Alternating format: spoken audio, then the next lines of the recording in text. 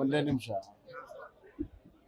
ಜಾಗತಿಕವಾಗಿ ಆರ್ಥಿಕವಾಗಿ ಸಂಕಷ್ಟದಲ್ಲಿರುವಾಗ ಭಾರತದ ಅಭಿವೃದ್ಧಿ ಪಥವನ್ನ ಮುಂದುವರಿಸಿಕೊಂಡು ಹೋಗುವಂತ ಕೆಲಸವನ್ನು ಈ ಬಜೆಟ್ ಮಾಡಿದೆ.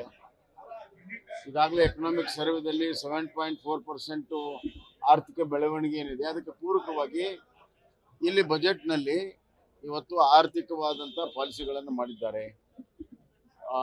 ಇಲ್ಲಿ ಇನ್ಫ್ರಾಸ್ಟ್ರಕ್ಚರ್ಗೆ ಭಾಳಷ್ಟು ಒತ್ತನ್ನು ಕೊಟ್ಟಿದ್ದಾರೆ. ಕೈಗಾರಿಕಾ ಉದ್ಯಮಗಳು ಹೆಚ್ಚು ಕೊಟ್ಟಿದ್ದಾರೆ. ಸಣ್ಣ ಕೈಗಾರಿಕೆಗೆ ವಿಶೇಷವಾಗಿರುವಂಥ ಫಂಡನ್ನು ಕೊಟ್ಟಿದ್ದಾರೆ. ಆಮೇಲೆ ಟೆಕ್ಸ್ಟೈಲು, ಲೆದರ್ ಗುಡ್ಸು, ಅದರ ಜೊತೆಗೆ ನಮ್ಮ IT, BT ಮತ್ತು ಡಾಟಾ ಸೆಂಟರ್ಸ್ಗೆ ಮತ್ತು ಸೆಮಿಕಂಡಕ್ಟರ್ಗೆ ಭಾಳಷ್ಟು ಒತ್ತನ್ನು ಕೊಟ್ಟಿದ್ದಾರೆ. ಮತ್ತು ಎಲ್ಲಕ್ಕಿಂತ ಹೆಚ್ಚಾಗಿ ಈ ಕ್ಯಾನ್ಸರು ಮತ್ತು ಇತರ ರೋಗಗಳಿಂದ ಪೀಡಿತ ಆಗಿರುವಂಥ ವಿದೇಶದಿಂದ ಬರುವಂಥ ಔಷಧಿಗಳಿಗೆ ಸಂಪೂರ್ಣವಾಗಿ ಡ್ಯೂಟಿ ಫ್ರೀಯನ್ನು ಮಾಡಿರುವಂಥದ್ದು ಒಂದು ಮಾನವೀಯತೆಯ ದೃಷ್ಟಿಯಿಂದ ಆಗಿದೆ. ಇದು ಅವರೇನು 4 ಕರ್ತವ್ಯ ಪಥ ಅಂತ ಹೇಳಿದ್ರು, ಅದರ ಅನುಗುಣವಾಗಿ ಮೊದಲನೇದಾಗಿ ಆರ್ಥಿಕ ಬೆಳವಣಿಗೆ ಮಾಡುವಂಥದ್ದು, ಎರಡನೇದಾಗಿ ಎಲ್ಲರಿಗೂ ಸಬ್ಕೆ ಸಾಥ್ ಸಬ್ಕೆ ವಿಕಾಸ್ ಅನ್ನೋ ದೃಷ್ಟಿಯಿಂದ ಮಹಿಳೆಯರಿಂದ ಹಿಡಿದು ಯುವಕರಿಂದ ಹಿಡಿದು ರೈತರಿಗೆ ಎಲ್ಲರಿಗೂ ಕೂಡ ಈ ಬಜೆಟ್ ಲಾಭವನ್ನು ತಂದುಕೊಡ್ತಾ ಇದೆ.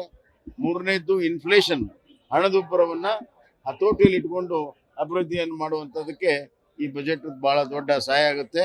ಮತ್ತು ಈ ಕಮ್ಯುನಿಕೇಷನ್ ಅಂದರೆ train, high speed train corridors, 20 water ways, ಈ ಥರ ಒಂದು ಹೊಸತನವನ್ನು ಇಡೀ ದೇಶದಲ್ಲಿ ತರುವಂಥ ಕೆಲಸಕ್ಕೆ ಈ ಬಜೆಟ್ಟು ಅಭಿವೃದ್ಧಿಯ ಪೂರಕವಾಗಿರುವಂಥ, ಅಭಿವೃದ್ಧಿ ಪಥದಲ್ಲಿ ಮುಂದೆ ಹೋಗುವಂಥ, ಎಲ್ಲರನ್ನೂ ಒಳಗೊಂಡಿರುವಂಥ ಅಭಿವೃದ್ಧಿ ಮಾಡುವಂಥ ಒಂದು ಅತ್ಯಂತ ಮಾದರಿಯ ಬಜೆಟ್. ಅದು ವಿವರ ಆಮೇಲೆ ಸಿಗ್ತದೆ. ಈ ಬಜೆಟ್ ಸ್ಪೀಚಲ್ಲಿ ಯಾವುದೇ ರಾಜ್ಯಕ್ಕೆ ಸಿಗೋದಿಲ್ಲ. ಯಾವ್ಯಾವ ಉದಾಹರಣೆಗೆ ರೈಲ್ವೆಗೆ ಕಳೆದ ವರ್ಷ 7,000 ಕೋಟಿ ಕೊಟ್ಟಿದ್ರು. ಅದು ಯಾವ್ಯಾವ ರೈಲ್ವೆಗೆ ಏನು ಅನ್ನೋದು ಈ ನಾಳೆ ನಾಡಿದ್ರಲ್ಲಿ ಎಲ್ಲ ವಿವರ ಸಿಗ್ತದೆ, ಆಮೇಲೆ ಕಮೆಂಟ್.